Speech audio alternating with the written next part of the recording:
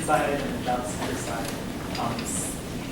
This happened to me as well, and I'm sure there's other people in the room who are maybe hearing kind of that for the first time, double major in something, because that's what we're looking for right now. But say it's too late to add something else on, add a minor on, add a double major on, but you've already graduated. What other things are catching your eye when you're looking for work? And what other things have you seen people get after they graduate? Let me start. My organization is not large enough to just randomly recruit everybody. The positions that are open are written up by management, proposed to executive management, and then given to the human resources manager. And so if they don't fit every item or every bullet point on the job description, right, then the human resources manager might turn the cold shoulder and say, oh no, that's not what we're looking for. Right? Please. Okay. Yeah, thank you for the answer, because I was going to ask you this question. Yes. Your story is a very interesting story, and you've been very successful. What do you think, why they like you? That's a hard question. Must be my looks. No, Why do you think they like you? You know, I am not shy to offer my opinions, but I respect where there's position, and so I try to make an attempt. My language is not perfect, to show my respect for position, but I also try to never allow myself to be silenced. Not going on and on, but I always make sure that I have the opportunity to say that opinion, or if I have a strong opinion about how we should make a business deal or change a negotiation or strategize something. And I think giving that opinion, having some experience and having that build over time has added value, and so they like me for that. Candor, honesty, and you know, not trying to paint a pretty face when I give an interview, I think is important. But being honest, being polite, and being thoughtful. Can I interrupt just for a second and lead back to what Damon, because there's very similar questions, and it was a question I thought about asking during your presentation, and it's everyone. So what do you think the skill set is for someone who's looking to work in a Japanese company? And that could take many forms. It could be in finance, or it could be in manufacturing, whatnot. But what do you think those fundamental either personality traits or the skill set or attitudes that you would expect would be successful in the Japanese context? Maybe that gets more to what Damon was asking too. You know, showing some aptitude with technology, right? You have an advantage. I'm barely on Facebook, and that's already old. I mean, being able to network, being able to, you know, the technology over here is very intimidating to me, even though a lot of it's, well, it's intimidating. That did not exist when I was in school. A lot of management wants to be on the cutting edge, showing your Japanese ability, being professional, being respectful, showing skills with technology, talking about your experience, if you have experience giving any kind of presentation or doing any kind of analysis or reporting for your class, something that was important to you, that you're proud of. You know, that's experience. You know, people just want to know who you are, and it's very hard to do in an interview. And then the second interview, they want to know that you're the same person they saw the first time. So you know, that's the challenge. You have to do away with the nerves, be polite, show some skills. Language is a skill and it's a tool. Don't be afraid to use it. I would add to that, be willing to do anything, to do whatever it takes. Well, I was thinking more along the lines of, I don't know, it depends on where you've come up through, like with your, you know, like jobs that you've had in the past. But if you're going to work in a Japanese company especially, I think being willing to do all the tasks. You know, it's not like, my job is dishwasher, I only wash the dishes. No, you're gonna be stocking the fridge, you're gonna be making phone calls, you're gonna make tea for the visitors. Like, there's not just your job in a Japanese company. Like, you do all the jobs that need done. If you see something that needs done, you do it.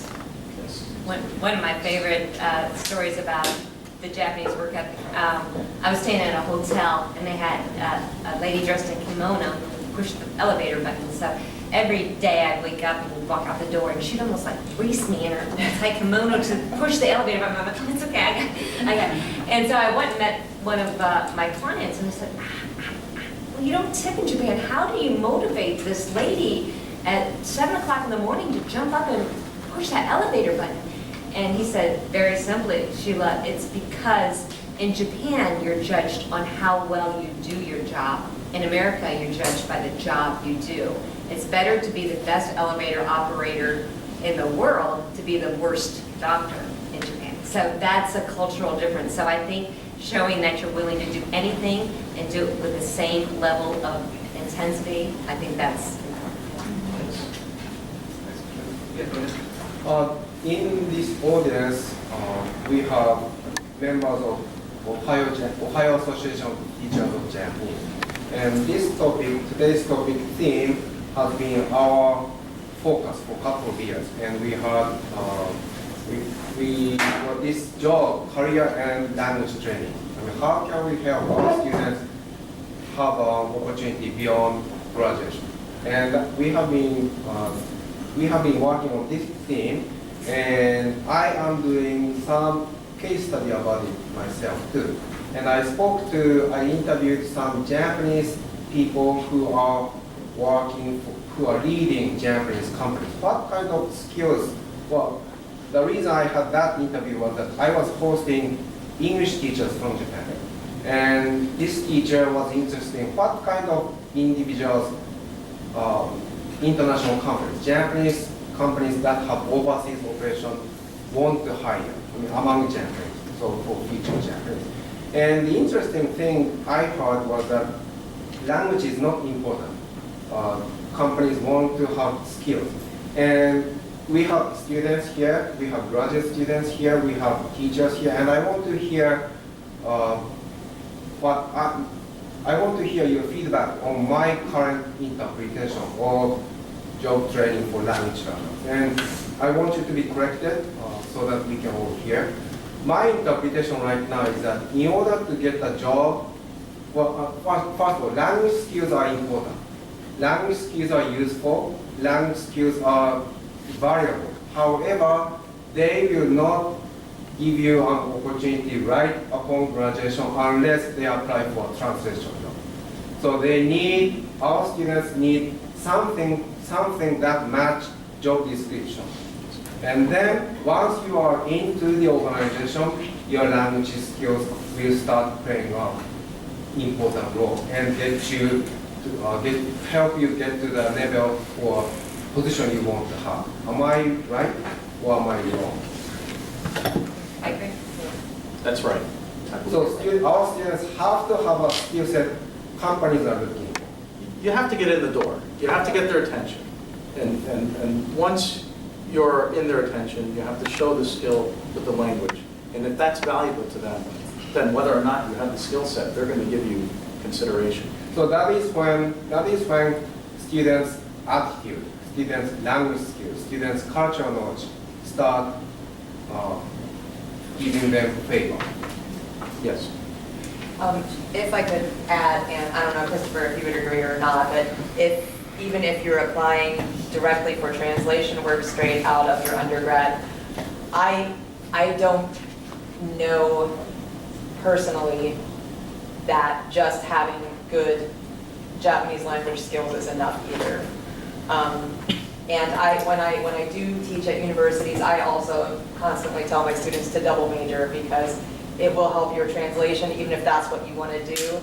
But I'm sure people do it, but I don't know anybody that goes right into translating at an agency or successfully freelancing right out of their undergrad. So I think it applies to translation as well.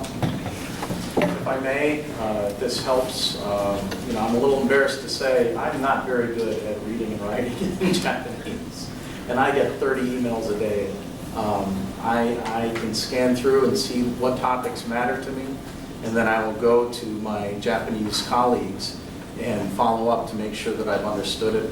I use Google Translate, which is terrible, but it helps me get through very quickly because I don't have time to struggle through that many emails. And because I'm not a good writer, I'm a decent speaker. Most of my interaction is this side of the pond, and I'm giving direction and orders to folks about who to talk to in Japan and what topics to cover, and following up on a daily basis. So, when I was in school and Japanese was my major, I don't want to tell you not to study, but I was very concerned with what I thought was not a fluent ability with the language. But that, unfortunately, that continues through your entire life, at least in my experience.